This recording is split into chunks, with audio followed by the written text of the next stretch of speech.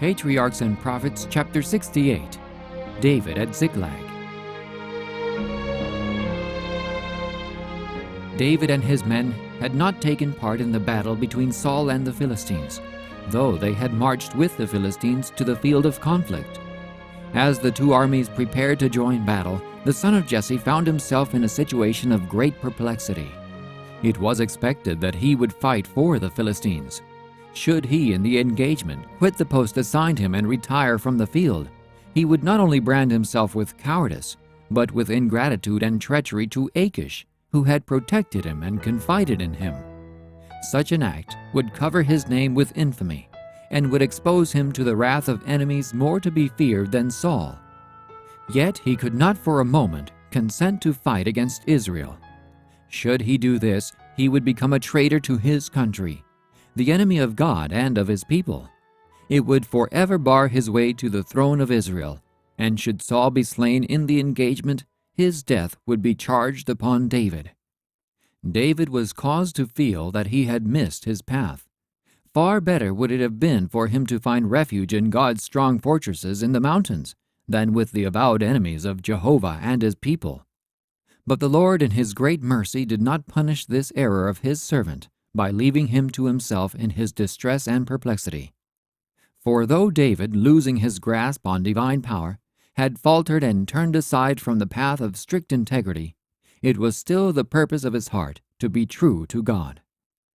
While Satan and his host were busy helping the adversaries of God and of Israel to plan against the king who had forsaken God, the angels of the Lord were working to deliver David from the peril into which he had fallen. Heavenly messengers moved upon the Philistine princes to protest against the presence of David and his force with the army in the approaching conflict. "What do these Hebrews here?" cried the Philistine lords, pressing about Achish. The latter, unwilling to part with so important an ally, answered, "Is not this David, the servant of Saul the king of Israel, which hath been with me these days or these years? And I have found no fault in him since he fell unto me unto this day." But the princes angrily persisted in their demand. "Make this fellow return, that he may go again to his place which thou hast appointed him, and let him not go down with us to battle, lest in the battle he be an adversary to us. For wherewith should he reconcile himself unto his master? Should it not be with the heads of these men? Is not this David of whom they sang one to another in dances, saying, Saul slew his thousands and David his 10,000s? The slaughter of their famed champion and the triumph of Israel upon that occasion were still fresh in the memory of the Philistine lords. They did not believe that David would fight against his own people, and should he in the heat of battle take sides with them, he could inflict greater harm on the Philistines than would the whole of Saul's army. Thus Achish was forced to yield, and calling David said unto him, "Surely as Jehovah liveth, thou hast been upright, and thy going out and thy coming in with me in the host is good in my sight. For I have not found evil in thee since the day of thy coming unto me unto this day. Nevertheless the Lord's favor thee not. Wherefore now return and go in peace, that thou displease not the lords of the Philistines." David, fearing to betray his real feelings, answered, "But what have I done? And what hast thou found in thy servant, so long as I have been with thee unto this day, that I may not go fight against the enemies of my lord the king?" The reply of Achish must have sent a thrill of shame and remorse through David's heart, as he thought how unworthy of a servant of Jehovah were the deceptions to which he had stooped. "I know that thou art good in my sight, as an angel of God," said the king. "Notwithstanding, the princes of the Philistines have said, He shall not go up with us to the battle. Wherefore now rise up early in the morning, with thy master's servants that are come with thee, and as soon as ye be up early in the morning and have light, depart." Thus the snare in which David had become entangled was broken, and he was set free. After 3 days' travel, David and his band of 600 men reached Ziklag, their Philistine home. But a scene of desolation met their view. The Amalekites, taking advantage of David's absence with his force, had avenged themselves for his incursions into their territory. They had surprised the city while it was left unguarded, and having sacked and burned it, had departed taking all the women and children as captives, with much spoil. Dumb with horror and amazement, David and his men for a little time gazed in silence upon the blackened and smoldering ruins. Then, as a sense of their terrible desolation burst upon them, those battle-scarred warriors lifted up their voice and wept until they had no more power to weep. Here again David was chastened for the lack of faith that had led him to place himself among the Philistines. He had opportunity to see how much safety could be found among the foes of God and his people. David's followers turned upon him as the cause of their calamities. He had provoked the vengeance of the Amalekites by his attack upon them. Yet, too confident of security in the midst of his enemies, he had left the city unguarded. Maddened with grief and rage, his soldiers were now ready for any desperate measures, and they threatened even to stone their leader. David seemed to be cut off from every human support. All that he held dear on earth had been swept from him. Saul had driven him from his country. The Philistines had driven him from the camp. The Amalekites had plundered his city. His wives and children had been made prisoners, and his own familiar friends had banded against him and threatened him even with death. In this hour of utmost extremity, David, instead of permitting his mind to dwell upon these painful circumstances, looked earnestly to God for help. He encouraged himself in the Lord. He reviewed his past eventful life. Wherein had the Lord ever forsaken him? His soul was refreshed in recalling the many evidences of God's favor. The followers of David, by their discontent and impatience, made their affliction doubly grievous. But the man of God, having even greater cause for grief, bore himself with fortitude. "What time I am afraid, I will trust in thee," was the language of his heart. Though he himself could not discern a way out of the difficulty, God could see it, and would teach him what to do. Sending for Abiathar the priest, the son of Ahimelech, David inquired of the Lord, saying, "If I pursue after this troop, shall I overtake them?" The answer was, "Pursue, for thou shalt surely overtake them, and shalt without fail recover all."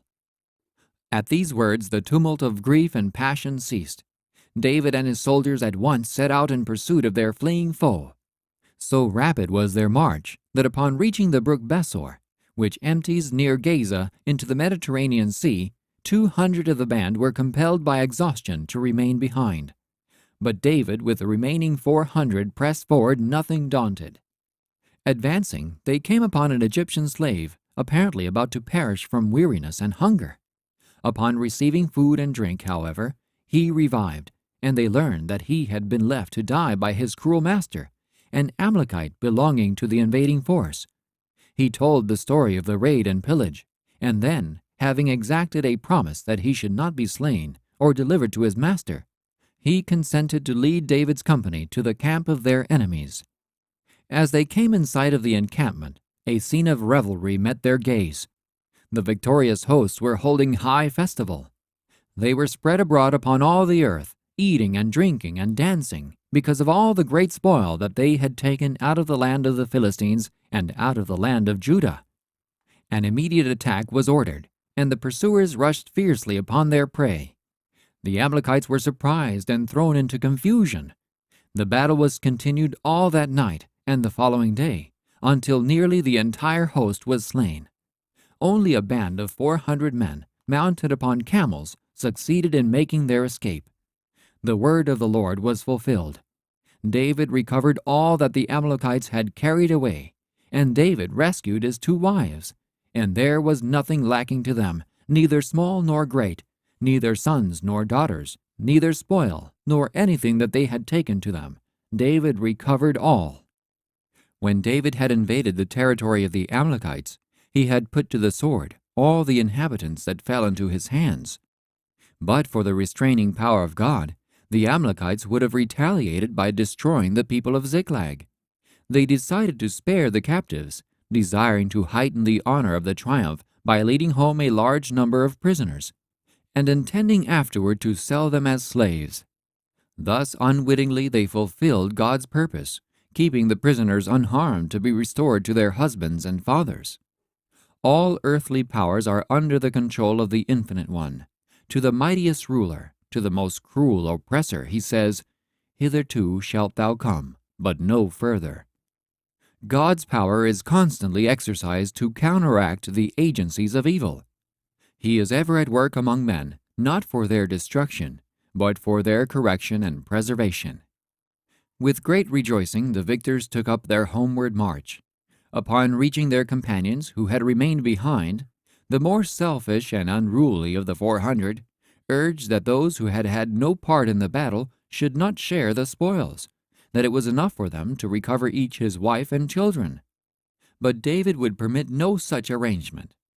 "Ye shall not do so, my brethren," he said, "with that which the Lord has given us. As his part is that goeth down to the battle, so shall his part be that tarrieth by the stuff. They shall part alike." Thus the matter was settled, and it afterward became a statute in Israel that all who were honorably connected with a military campaign should share the spoils equally with those who engaged in actual combat. Besides recovering all the spoil that had been taken from Ziklag, David and his band had captured extensive flocks and herds belonging to the Amalekites. These were called David's spoil, and upon returning to Ziklag, he sent from this spoil presents to the elders of his own tribe of Judah. In this distribution, all those were remembered who had befriended him and his followers in the mountain fastnesses when he had been forced to flee from place to place for his life.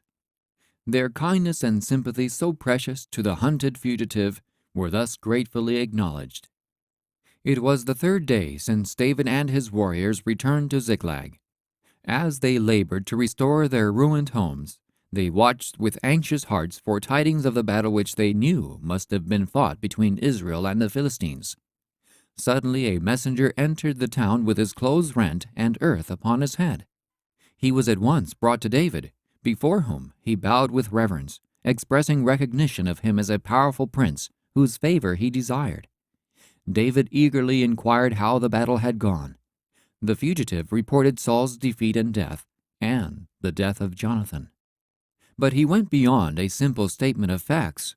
Evidently, supposing that David must cherish enmity toward his relentless persecutor, the stranger hoped to secure honor to himself as the slayer of the king. With an air of boasting, the man went on to relate that during the battle he found the monarch of Israel wounded and sore pressed by his foes, and that at his own request the messenger had slain him.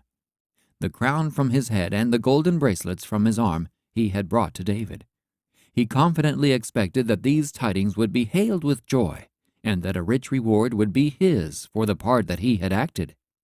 But David took hold on his clothes and rent them, and likewise all the men that were with him, and they mourned and wept and fasted until even for Saul, and for Jonathan his son, and for the people of the Lord, and for the house of Israel, because they were fallen by the sword.